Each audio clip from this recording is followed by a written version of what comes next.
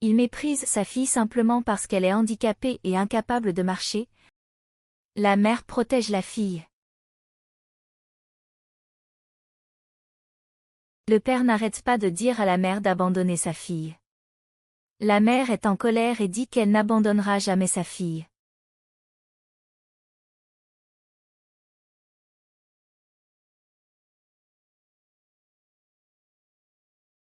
Le père abandonne sa fille.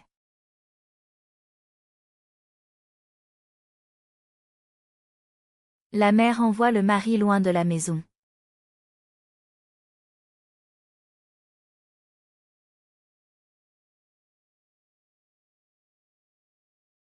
Le mari part nerveux et la mère prie pour sa fille.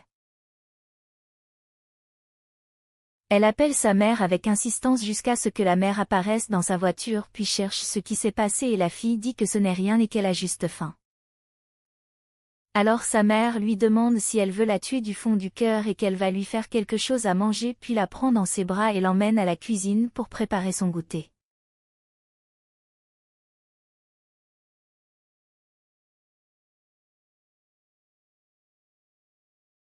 Alors en arrivant à la cuisine elle la met dans le fauteuil et lui demande de se taire qu'elle allait lui préparer des algues à manger. À ce moment, sa femme entre dans la cuisine et sa fille lui dit bonjour et il ne lui répond pas alors sa femme demande si tout va bien. Il répond que ça ne va pas, qu'elle perd du temps avec cet enfant inutile, alors sa femme lui demande de ne pas parler comme ça et qu'elle est sa fille.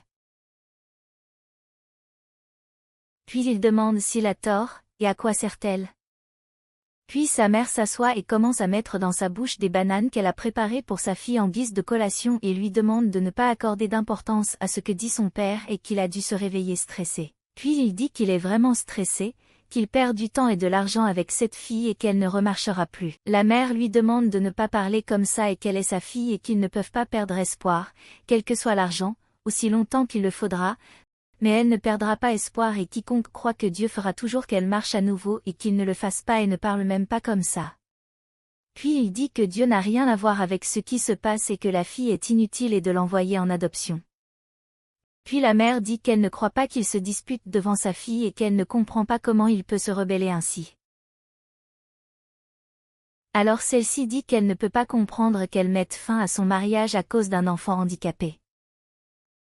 La mère se lève et dit que sa fille n'est pas handicapée et qu'il respecte sa fille et s'il ne l'aime pas, elle l'aime et qu'aujourd'hui elle a de la physiothérapie et qu'elle paie avec son argent et il sait pourquoi elle a encore la foi que Dieu la fera marcher et le frottera toujours sur son visage.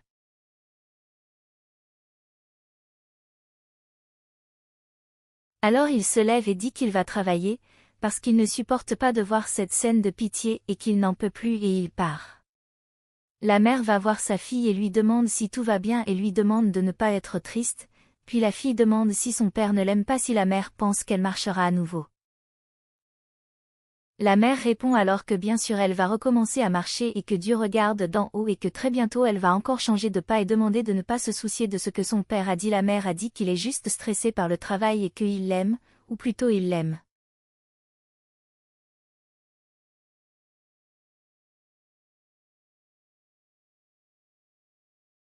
Puis la mère la prend dans ses bras et l'emmène sur le canapé en disant qu'elle a engagé un kinésithérapeute et qu'aujourd'hui serait le jour et que sa mère avait beaucoup de foi. Alors la fille demande à sa mère s'il lui sera possible de marcher, la mère lui répond qu'avec la foi en Dieu elle remarchera et que ce professionnel a été très bien recommandé et qu'elle est sûre qu'elle l'aidera. Ensuite, la fille dit qu'elle demande aussi beaucoup au Papa Céleste pour qu'elle marche à nouveau, alors la mère a dit que lorsque nous prions, il écoute. À ce moment, la sonnette retentit et la mère dit que le kinésithérapeute est arrivé et se dirige vers la porte pour l'accueillir. Le kinésithérapeute arrive et demande si c'est elle qui a réservé une séance de kinésithérapie maintenant pour sa fille. La mère confirme qu'elle laisse et l'inviter à entrer, l'emmenant là où se trouve sa fille. Puis la mère la présente à sa fille en lui disant que c'est l'ange qui l'aidera à ce moment-là. Ensuite, la fille demande si elle sera celle qui l'aidera à marcher à nouveau et qu'elle est très excitée de marcher à nouveau. Ensuite, la mère dit qu'elle les laissera tranquilles et que s'ils ont besoin de quoi que ce soit, il suffit d'appeler. Puis la mère demande à sa fille de lui obéir correctement et de tout faire correctement et qu'elle fasse un effort et que la mère la soutient. Elle est part en les laissant. Alors le médecin commence à dire que le travail sera dur et que si elle essaie assez fort, elle est convaincue que tout ira bien et que bientôt elle courra dans la maison. La fille excitée demande si elle va vraiment pouvoir courir à nouveau dans la maison et qu'elle est très heureuse, alors il commence les exercices. D'un exercice à l'autre et ainsi de suite jusqu'à la fin de la séance. Ensuite, le médecin dit que la séance est terminée et qu'elle doit parler rapidement à la mère. Puis la mère demande comment ça s'est passé et ce que le médecin a à dire. Le médecin dit que le problème est plus grave qu'elle ne l'imaginait, et qu'elle devra faire un suivi pendant 2 mois, en dehors des examens qu'elle devra faire durant cette période.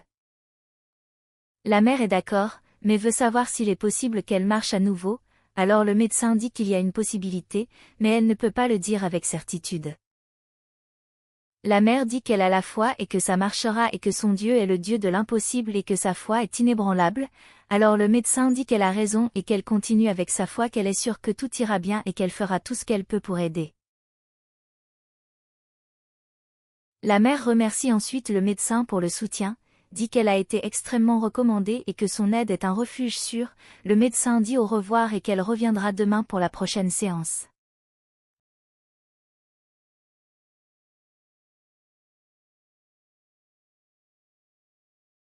À ce moment, la mère crie au Seigneur, disant qu'elle croit en lui et qu'elle est la seule à l'aider.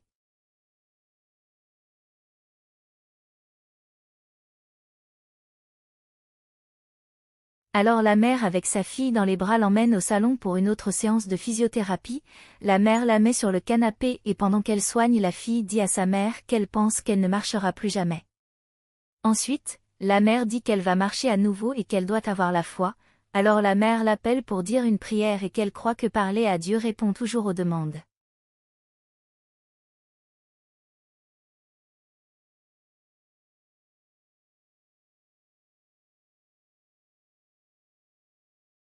Alors la mère lui demande de fermer les yeux et puis, quand ils sont sur le point de commencer la prière, son mari arrive en criant qu'il est de nouveau avec ce clown, et qu'elle continue de prier et qu'il a déjà dit que c'est une perte de temps.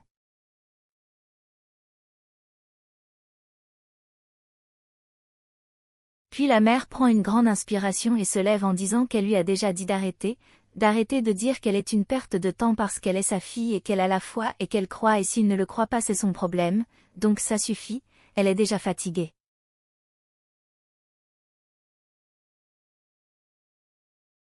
Il n'arrête pas de dire qu'il t'a dit d'acheter un fauteuil roulant à la fille et d'arrêter de la traîner et qu'il ne supporte plus cette fille dans cet état et que tu es là à te plaindre.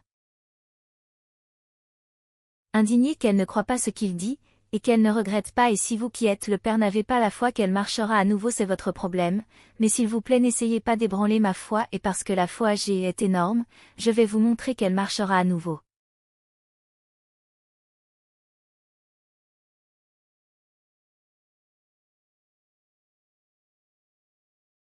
Il demande alors ce qu'elle veut qu'il dise, qu'elle va bien et qu'un miracle se produira, et ce miracle ne se produira pas et cessera d'être trompée. Alors la mère dit qu'il est l'idée qui vit dans son petit monde et ne voit pas qu'elle est sa fille et qu'il doit les soutenir, contrairement à elle qui se bat pour elle tous les jours alors qu'il blasphème et regrette alors elle l'envoie le travail va t'occuper de tes affaires en la laissant seule.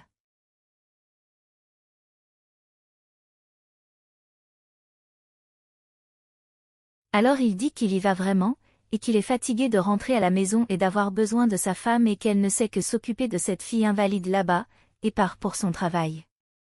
La mère demande alors pitié pour lui, car il ne sait pas quoi dire. La fille dit à sa mère que son père a raison et qu'elle ne marchera plus, la mère dit alors qu'elle n'a pas à penser à ces choses ou à s'inquiéter, alors elle l'appelle pour reprendre la prière qu'il avait commencée. Alors ils joignent leurs mains et ferment les yeux et crient au Seigneur. Et à ce moment le kinésithérapeute arrive et sa mère va l'assister et l'accueille en disant qu'aujourd'hui elle sent que ce sera un jour béni.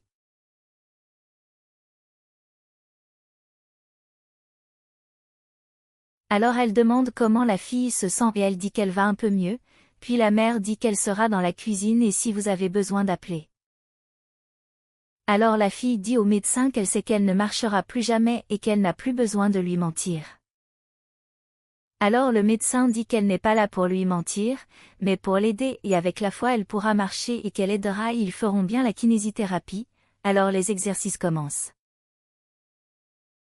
Le médecin lui demande si elle ressent quelque chose et elle dit qu'elle ne ressent rien, puis elle prend l'autre jambe et demande à nouveau et la réponse est la même.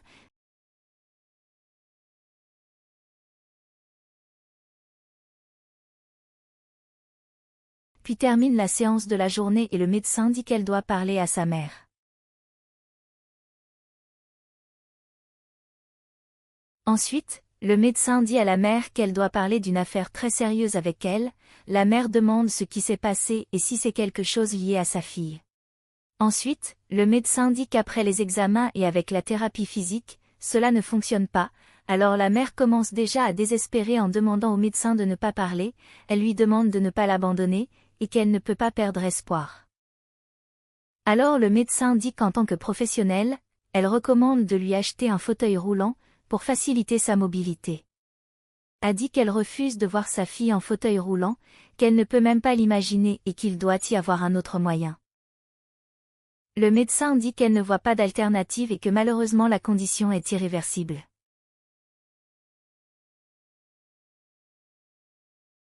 La mère demande alors s'il vous plaît, non irréversible, et dit qu'elle a tant de foi et qu'elle a tant cru et qu'elle ne dit pas cela et que cela ne détruit pas sa foi, alors elle désespère.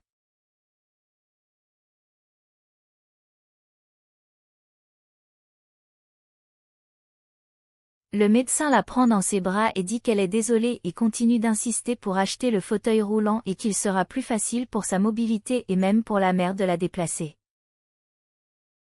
Le médecin dit qu'elle l'a renvoyé, la mère pleure et le médecin dit qu'elle est désolée et la mère ne perd pas la foi et dit qu'elle va et tout ce dont elle a besoin pour pouvoir l'appeler, puis s'en va.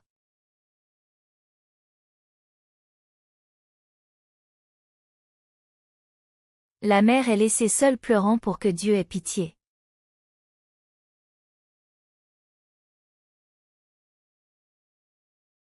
Elle prend sa fille dans ses bras et l'emmène au lit en pleurant, demande grâce et demande pourquoi, tout ce qui se passe, que cela ne peut pas être définitif et que Dieu agit dans la vie de sa fille et donc elle continue à pleurer et à prier Dieu pour sa fille et pour sa famille.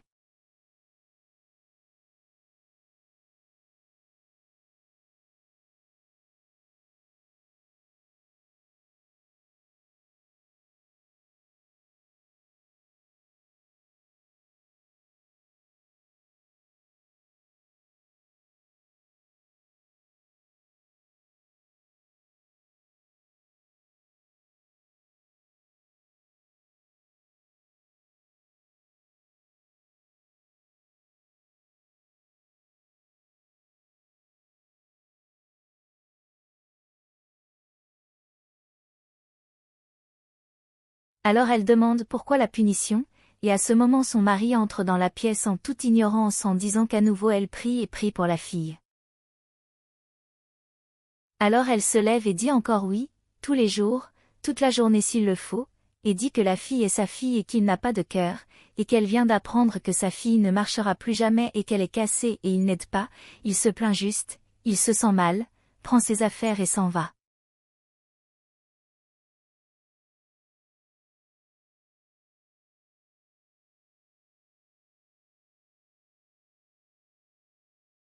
Parce qu'elle va s'occuper d'elle et qu'elle ne va pas abandonner sa fille, alors il lui demande si elle avance ce que toutes les prières et toutes les demandes faites n'ont pas aidé. Alors elle crie que ça suffit, qu'elle n'en peut plus et que ce n'était pas assez pour que sa fille reste comme ça et sache qu'elle ne marchera pas encore à te tourmenter, et qu'elle continuera à prier tous les jours même si elle ne pourra pas marcher.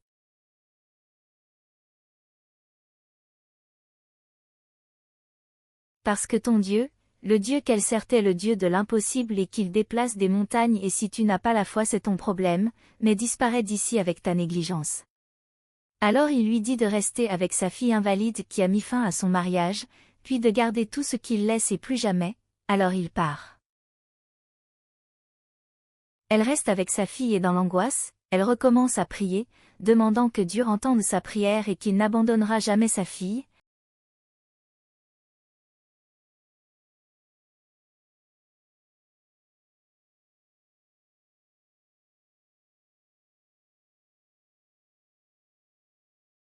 Alors elle demande à Dieu de faire un miracle dans sa maison, puis elle dit qu'elle la croix-fille reviendra marcher.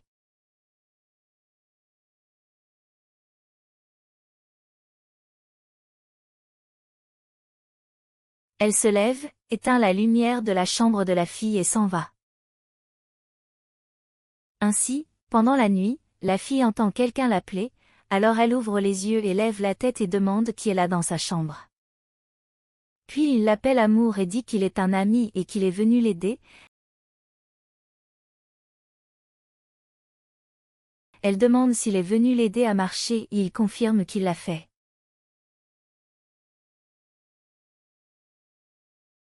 À ce moment-là, elle dit qu'elle va appeler sa mère et qu'elle lui dira et l'appellera, mais il lui demande de se taire et que ce sera un secret rien que pour eux. Elle est d'accord avec lui et se tait.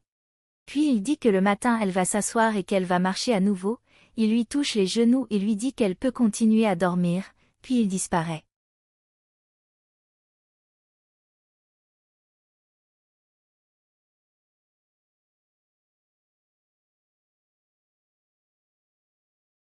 Le lendemain matin, elle appelle sa mère et quand elle arrive et demande ce qui s'est passé, la fille dit que Dieu lui a rendu visite pendant la nuit. La mère demande comment Dieu est-il venu te visiter, que veux-tu dire? La fille dit alors que Dieu lui a pris les jambes et qu'elle veut montrer quelque chose à sa mère.